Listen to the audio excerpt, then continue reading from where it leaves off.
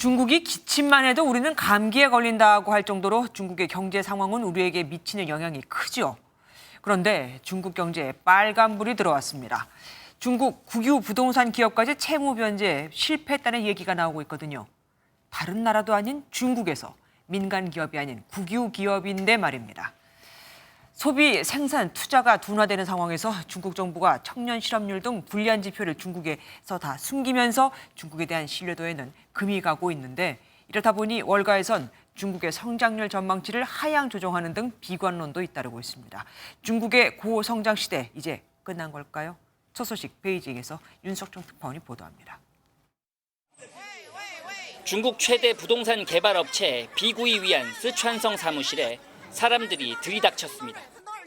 5월 입주 예정이던 아파트 공사가 벌써 1년째 중단된 데다 급기야 부도설까지 나오자 회사에 해명을 요구하러 온 겁니다.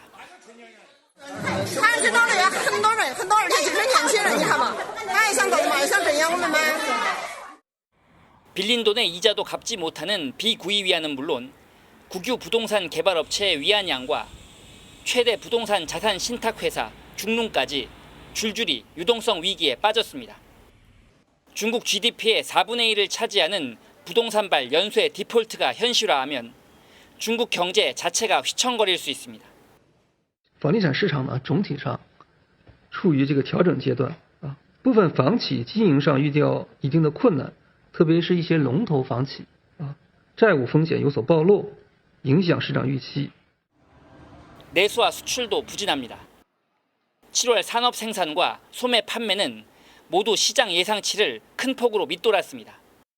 수출과 수입도 몇 개월째 동반 감소세인데다 2분기 외국인 투자 규모는 지난해 10분의 1 수준으로 쪼그라들었습니다. 중국 정부는 금리를 내려 시장에 111조 원의 막대한 자금을 쏟아붓는 등 각종 대책을 남발하고 있습니다. 하지만 JP모건 체이스가 중국의 올해 GDP 성장률 전망치를 기존 5.0%에서 4.8%로 낮추는 등 중국의 고성장 시대가 사실상 끝났다는 분석이 이어지고 있습니다. 베이징에서 MBN 뉴스 윤석정입니다. 안녕하세요. 김주하입니다. 공정하고 신속한 MBN 뉴스, 유튜브를 통해서도 만나보실 수 있습니다. 특히 더 많은 뉴스와 라이브를 보고 싶으시다면 오른쪽을 눌러서 구독하시면 됩니다. 어렵지 않죠? 빠르고 정확한 뉴스로 계속 찾아뵙겠습니다. MBN 뉴스를 시청해주신 여러분 고맙습니다.